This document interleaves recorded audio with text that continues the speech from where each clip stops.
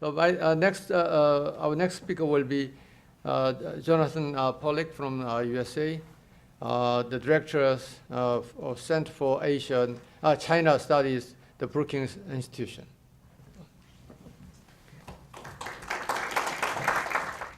Of the new leaders, one of them is not so new. One of them is in his second term in office. That's, of course, President Obama. The question as we look at America's future is, do we see President Obama more able to fulfill many of the goals that he laid out in a first term, some of which he made progress on, some of which he did not? I would certainly say and attest to the fact that he is older and perhaps somewhat wiser. He has had to deal inevitably as president with the frustrations, the unanticipated events, the disappointments, the adjustments that any president, particularly one who necessarily, quite literally, looked very, very different from any of those who preceded him, but to these realities. So I think anyone would accept the fact that there's a great deal of on-the-job training that goes with being president of the United States. It's an unparalleled position. And President Obama, of course, had no prior executive experience before becoming president, but he has had to deal with these realities in the exercise of power and in the conduct of policy. It's been compounded, of course, and if you'll forgive me to make a few historical references before moving ahead, by obviously the extraordinary recession, the economic crisis in the United States, unparalleled since the Great Depression, and from which the United States continues to recover, albeit somewhat slowly. It is compounded further by what can only be described as a toxic political atmosphere in Washington, D.C. That is not befitting, frankly, of a major power. Now, President Obama, from very early on in his term, made clear that he sought an exit from the two debilitating long-term conflicts that the United States had been involved in the greater Middle East, while at the same time insisting that he would continue to protect American national security interests. At the same time, and we'll talk about this, he has endeavored to redirect American attention and energies to the Asia-Pacific region, but where I think in many respects the characterizations and the labels for this policy have vastly exceeded what could realistically expect to be achieved. If there's been a single and singular unanticipated event for President Obama, it of course has been the Arab Spring. It has been jarring. It was not expected or predicted, and it is one that he continues to try to cope with today. So at the end of his first term, I think we can say that President Obama, although was not devoid of accomplishments, but his larger agenda, one of which would redirect the United States, lead to a revival of American purpose, a more technologically innovative economy and so forth, remains partly achieved but partly not realized and not even fully spelled out. He had indicated, and he did succeed in the withdrawal of the remaining U.S. forces from Iraq. He increased American deployments into Afghanistan, although he has now pledged that all remaining combat forces will be withdrawn from Afghanistan by 2014.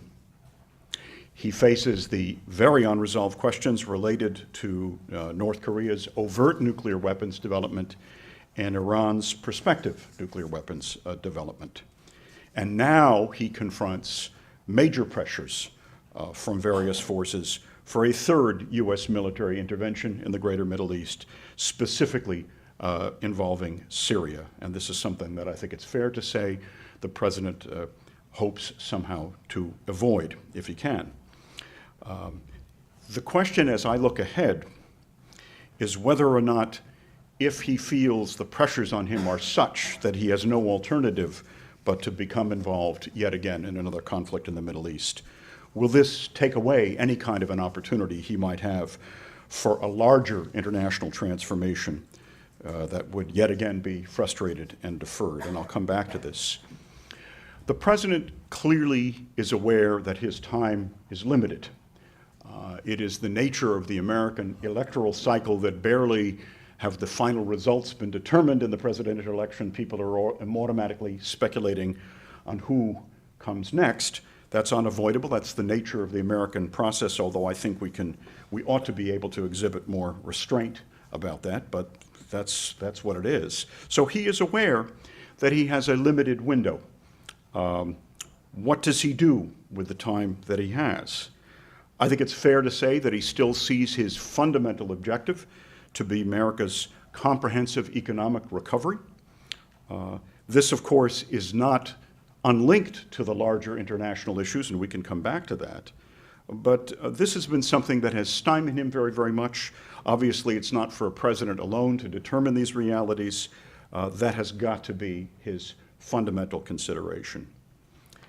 He wants to cope with all the drama related to American debt and with what some see as America's fiscal obsessions. And he wants to, as much as he can, try to control the policy agenda that would be set for the coming years. Of course, he faces the congressional election in 2014. I will defer to those who are experts on this. My understanding generally is that the likelihood of the Democrats regaining control of the House of Representatives, though not inconceivable, is highly unlikely for a whole host of reasons that are often too tedious for us to mention. Now, at the same time, he has begun, I think, to remind people of the agenda that he laid out in the first term and to try to see if he can realize it. The president gave a very notable speech just several days ago at the National Defense University in Washington, where he talked about his keen desire to move the United States off what he referred to as its perpetual war footing. This all, of course, all grew out of 9/11, which was a singularly jarring event to the United States and to the world as a whole. The challenge is whether or not he can, in fact, move away from that and move into a different reality. This is where, by the way, I find this term pivot so unbelievably unsatisfactory. A pivot implies something that you can do quickly and unequivocally. And if there's one thing we cannot do, is to pivot away from the greater Middle East. It is a wrenching, long-term, and incomplete process. And I think that the president knows that. At the same time, the experiences since 9/11 have altered the character of America's armed forces. They have altered the bureaucratic politics in Washington, which will long outlive the Obama presidency. It's embedded, even if to some extent, in the psychology that many Americans feel about their circumstances. Now, I know here in China, there are widespread suspicions and criticisms of this so-called rebalancing policy as the presumed centerpiece of American foreign policy. In one respect, I think the administration deserves credit that he was acknowledging a fundamental reality. The center of strategic gravity, economic and strategic gravity, is shifting inexorably to what we will call the Asia-Pacific region. I am wary of this label Asia. That's kind of a mythical creature to me because Asia is large, populated, diverse, but necessarily he has tried to take actions, most notably I think in Southeast Asia, that have in some measurable sense shifted American attention as much as is possible. But the question is, if there is no easy escape from the extraordinary upheavals in the Islamic world, does this deflect or make impossible for the president to make the kind of true shift to this region that I think, frankly, over time, it clearly warrants? This will require, among other things, a move away from the impulse to reach for the trigger first, the highly militarized conceptions of American interests, which I think, though it necessarily, the role of military power is critical, but the larger transitions that are underway within this region, although they involve national security, they go obviously well beyond it. He's also has to, and forgive me for a little bureaucratic reference here, but he has to try to move the American intelligence process back towards its original functions. The Central Intelligence Agency now plays a major role in drone targeting and other kinds of things, and the presumption would be that this is naturally a function that the Department of Defense should assume, not the CIA. We see under Secretary of State Kerry, interestingly enough, an effort to reassert the prerogatives of the State Department. Secretary Kerry has been traveling an extraordinary amount early in his tenure, even as his full team of advisors and so forth are not in place in the department. But he is clearly intent on something we will call diplomacy. He will do this, I think, in a much more measured way than Secretary of State Clinton. And he clearly seems intent, along with Secretary of Defense Hagel, from controlling the tendency to think in terms of adversarially driven international strategies. But President Obama's larger goal persists. It's one of a bigger American renewal that is achievable in terms of technical innovation, renewal of American infrastructure, leadership in all kinds of respects, moves toward more energy autonomy. This, of course, many of these things are going to happen independent of what a president does, but how the president defines this, it seems to me, is critical. But what is the shape of this larger international order to which he seems to aspire? How much time and energy and resources can he devote to this relative to his very, very daunting domestic circumstances that compete for his time and attention? Now, in all of this, of course, I do think, although I don't want to singularize the U.S.-China relationship, it is central to this process. In less than 2 weeks, President Obama and President Xi Jinping will meet in a somewhat remote location in the California desert.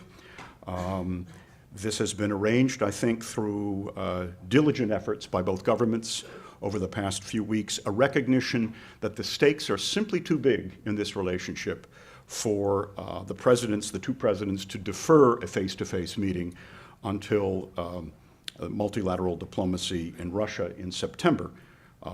This is something that, frankly, a number of us have advocated in recent months, and I'm very heartened that this has, in fact, been realized.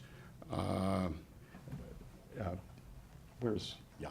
Oh, there he is. Yes, we had breakfast this morning, and we were making some comparisons to when President Reagan met with Gorbachev at Reykjavik many years ago, and there are interesting parallels here that we might want to ponder. Yes, but what do they do? Clearly, there have been a lot of ups and downs, both publicly expressed, privately expressed in this relationship over the last few years. I don't think often that it has been nearly as bad as many have liked to assume, but then since those who study strategy have an inherent bias toward pessimism and problems, if you could not identify them, then what would you have to study? But that said, I think that they do reflect some of the real difficulties that are necessarily there in terms, as Bob Zellick talked about last night, the fact that you do have a rapidly ascending or reascending power, as well as an established power that is trying to regain its footing, if you will, in the international system. So I'm not going to specifically advise either president and what they might do when they meet in several weeks. It's just, don't miss the opportunity. We don't want to look back a few years from now and say that, yet again, we missed that chance to try first at a personal, dare I say, a psychological level, that the two presidents would try to recognize concerns that they have in common, articulate their differences in honest fashion, and deal with them away from the usual press and pressures that impinge on all leaders. So, what are the things that they ought to avoid? We ought to avoid the kind of an open-ended military competition, if that is possible. We should try to set limits on areas where there is potential antagonism. we should try, and I do mean we, let me emphasize that, because it cannot be done by one or the other, it has to be done by both. We need to see whether it is indeed feasible to talk about a shared strategic space for both countries that respects their respective vital interests as well as the vital interests of all other states in the Asia-Pacific region.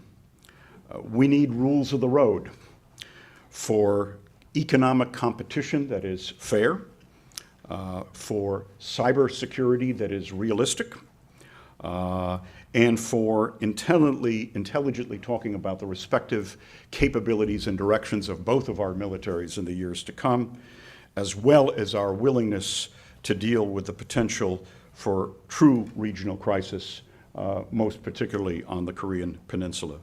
So the goal, if you will, is for an inclusive rule-based international order, and who can object to that? But translating that into practical realities is the much bigger challenge. Is there time, and is there will and political determination on both sides to achieve it in President Obama's remaining time in office? And what happens if both leaderships fail to achieve that kind of a breakthrough and retreat into narrower, self-protective concepts of international politics that then will define their relationship? There is much to be done, so I would only conclude to ask that although President Obama hopes for better, will he leave office in another 3.5 years, finding his larger goals as closer to fruition on a shared international basis? I'm not going to venture a guess on that, but that is clearly what he, and I hope President Xi, will be thinking about over the next several weeks. Thank you.